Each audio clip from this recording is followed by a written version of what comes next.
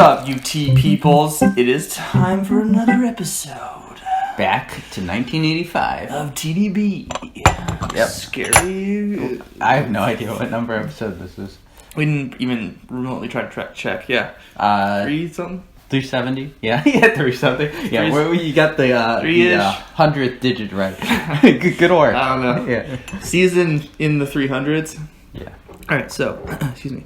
What in the hell are we drinking today, sir? This is a very strange... So, I think I got this tea right. This is a tea from LiquidProust, so thank you to him. This is a 1985 Korean black tea. Comes in like a little tangerine thing. That's supposedly what it is, at least. Let's linger on this for a second. It is stored in a tangerine skin, including the top. Yeah. And smell this. And it's a yuzu black. So yuzu, I don't know if you're familiar or not, but it's like a Japanese citrus type thing. It smells incredible. Yeah. It smells really wonderful. I don't know if you want to smell that or not, but...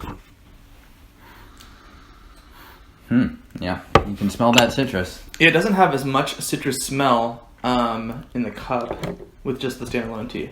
Right. And let's get some hot water on that. This is a... What were you doing? I only drink Camellia sinensis, James. So anything adulterated. So this is not really tea. No, whatever this is, it is not pu'er because I love pu'er. Whoa. Okay. Check it out.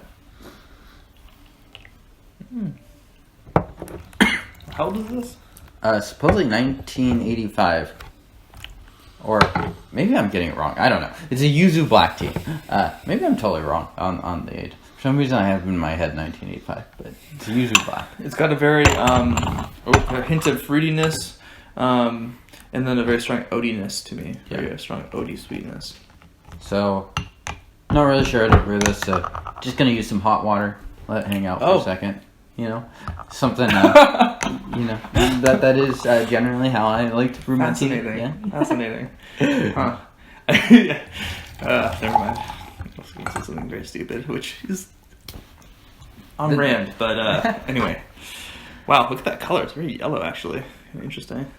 It's surprisingly clean. Yeah. Look at like how little particulate is in it. Yeah, that smell is so strong that especially on the wet leaf. So yeah, let's try this. Okay. I'm not sure if, because this is a black tea, I mean, should I be getting a much darker color? I would kind of think so. Yeah, flowery. It's very aromatic. I mean, this is kind of one of those like one of a kind sort of teas. Right. I mean, I don't know if you're familiar, but they often do ripe pu'er in something like this, where they're putting it in some sort of citrus. Cool. Yeah. And it certainly smells like stuff. Yeah, we'll see. I'll use boiling water for this. Interesting. I'm gonna give this a second so I don't kill myself. It smells a little bit aged to me, and it looks old as hell. Yeah. Although you could put anything in that and look old as hell. You could like put the socks I bought the other day on there, and it would probably look like old socks. Try it. There you have it, folks. Yeah. Cheers.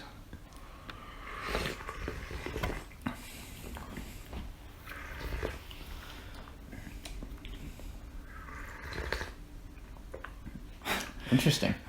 Very. My fiance's mom makes fun of me for making these faces where I'm like. Yeah. You got a good one today? I probably did. I feel like I just made one. This one for the kids? Yeah. This is for the kids on the TikTok. Yeah. I'm so sorry. Don't watch this anymore. Yeah. Uninvite me. Whenever you start putting "the" in front of stuff, then you know that you've become old. For the children of the TikTok. So it's very oaty, and then has like a sweetness to it at the end of it. That's really interesting. If I had to say this was a black tea, maybe, I don't know. I mean, it looks like a black tea from the leaves. Doesn't really taste like Yunnan black or anything like that. There's like very clearly this like citrusy thing going on. Mm-hmm. I mean, you could also tell the leaves are very small, so it's a very particular type of black tea. Yeah, it feels like it was earthier or smokier a while back. It has the black tea finish on it. I don't really know if I like the citrus thing. It's different, isn't it? Yeah, it's a. Yeah, I don't know. I like the tea. The citrus component doesn't taste natural to the flavors that I'm experiencing. I don't know. It just tastes very dissimilar. Sometimes teas are like that, but oftentimes I feel like there's a family of flavors going on, and there's just like a clear family of like aged black tea here that's really nice, and then there's like citrus. It's like someone just added like yeah. So it's like it's orange like, oil to it or something. It's the black sheep of the family. It's not fitting in. There you go. Cheers. The texture of it's nice. Really good. Yeah. It's like a very fine velvety. Yeah, exactly. Velvety. Yeah. Took the words right out of my mouth. This is, I was when Denny came up with pencil shavings, I was like mouthing Pete, and they just stole it out of my mouth. And I took it, and you never gave it back. No, it's mine now. You can't have it. Yeah, Denis, he's a French bastard. Yeah. I'm on. That's what I'm on Discord as, Denis. No one has any idea. Good disguise. Yeah. He seems so much like Denny, but I don't know. Yeah. I don't know. He says he's from southern France, but... So, yeah. I don't know what to think about this tea. I like the black tea aspect of it. I really feel like if this tea had just been aged in a brick, I kind of would have liked it better. I don't know. Do you... The citrus is not too strong. Let's put it that way. Right. But maybe the fourth sheep. I'm gonna push it a little bit more. Okay. See what it does. I don't know. Have you had yuzu before? No. Okay. It's interesting. It's sort of like you have it sort of with like a soy sauce component to it, and it has that additional sort of citrus element, like lemony almost. Okay. I mean, I see why they call this tea a yuzu, because it has that component to it. So it's definitely different. And I actually don't mind it. For me, I kind of put this into that category of teas, sort of like those orange peel ripes and stuff like that, right? Which are interesting novelties. I don't know if this is something I would ever regularly drink. I think it's certainly a very interesting tea. Yeah. I mean, exactly. It's interesting, it's unique. Do I like it? Like, would I want more teas to be done this way? I don't know. Yeah. I mean, this might be one of those things where if you like it, you like it. And if you don't, you don't. For sure. Wow. I'm full of great revolutionary. Great. That's why they call me the tea philosopher. Incredible. What a contribution. All right. So I will let this steep for a little bit longer. Sounds good. I'm enjoying this tea, like I said. It's just that I wonder if I would enjoy it more without the interesting, storage. Or I feel like more prominent than the storage is just that citrus. I mean, it's so strong. The citrus. That's what I mean. Really Yeah. Although I'll say this, I feel like it was strongest in that first steeping that we had, and so I wonder if we had just tossed that, if we would have lost a lot of the.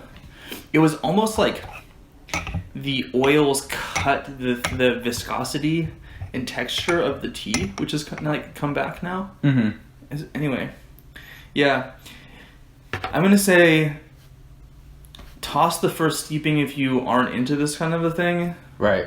And try it again on another session and see if it fits your palate more. Yeah, but yeah, it's interesting.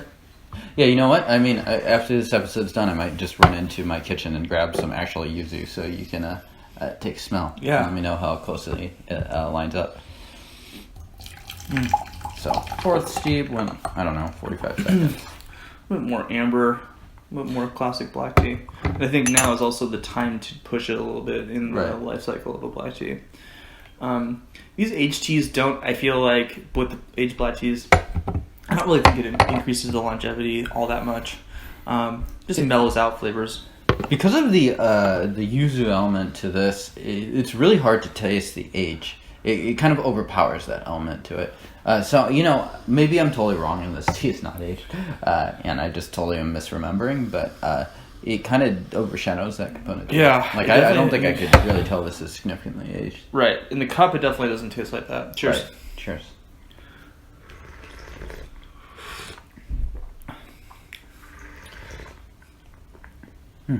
It's not overly strong at all, pushed. I mean, like, it's not bitter, you know.